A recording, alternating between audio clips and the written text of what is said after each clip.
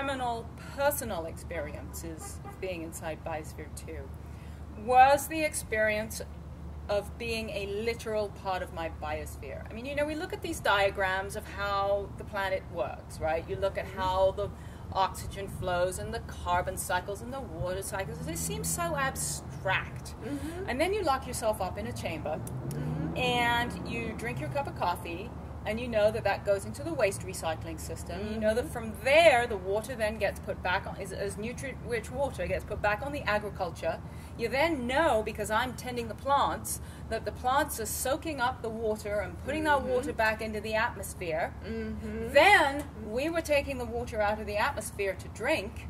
And so you got to know pretty quickly that you were a literal part of your biosphere. I mean, and it was very direct. It was a very direct experience. Same with the plants. You know, I knew I was dependent on the plants, and vice versa. And so it was a really not just, you know, what you might call a spiritual experience, but also a scientifically provable, literal experience. It was really fascinating. It was a fabulous experience to have. And of course, when you're out here, it's the same thing. It's just so big and grandiose out here that it's so hard to maintain that instant, visceral connection. Was there any discoveries that came out of that? In Sure. terms of the... We know it's possible. Okay. We know we can build biospheres. I mean, I think I mentioned we had two rather serious problems when you're trying to use a biosphere as a life support system. Not enough food, not enough oxygen. A little bit problematic.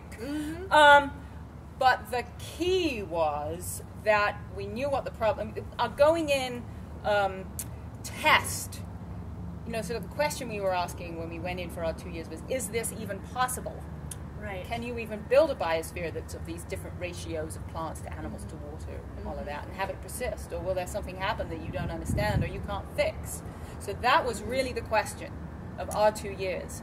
And so, yeah, we didn't grow enough food. Yeah, we didn't have enough oxygen. But we know what the problems were, and more importantly, we knew how to fix them.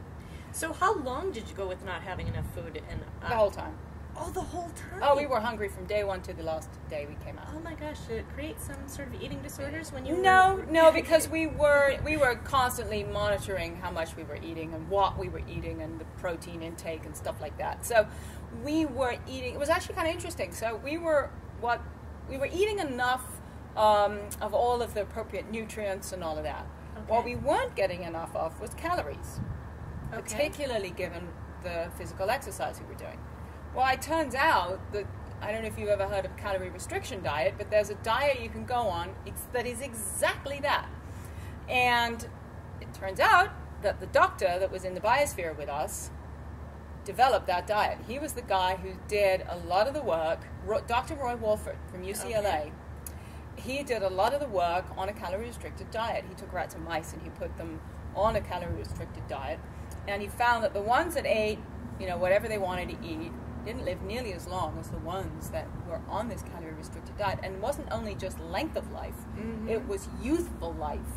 They were healthier, they were more vigorous, they were more virile. More quality of life. Exactly. Yes. But they lived to the equivalent of 120 years in our life, in little rats and mice lives.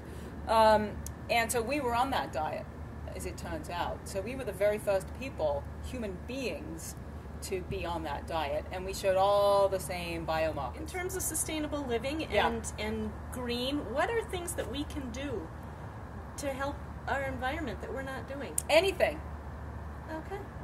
Now, I think it's really interesting. So, you know, I started looking into, because what happened was I came out of BioShere II, and I had this great experience. Oh my gosh, I'm part of my biosphere! Isn't that amazing? Now, how do I apply that to my life? And, you know, for a little bit, I still had that experience, and I thought about it, and I worked on it. And then, you know, you kind of lost track, and I got, you know, involved in running an aerospace company, which does very incredibly exciting things in space, and it's really exciting. And, you know, we really wanted to be part of this whole movement to get us off the planet and spread life out into the solar system.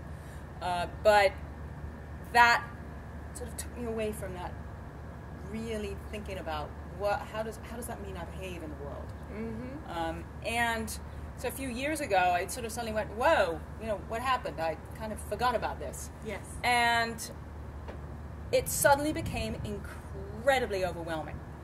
It was before the green movement had really taken on, and I was like, holy cow, where do I even start? Mm-hmm. I mean, there's so many things you can do, and yet I don't even know where to begin. We should start. But here's the thing. So the realization was, it doesn't matter where you start. Start with the first thing right in front of you. Don't give a hoot, right? Yes. I don't care if you just start recycling because you never have before. I don't care if you think about how you could increase the efficiency of your car. Mm-hmm. Keep your tires pumped up. I mean, there are hundreds of books you can get now. No, hundreds maybe is an exaggeration. There are a number of books that can tell you all of those green things. Mm-hmm. I think the key is that you keep it in your attention.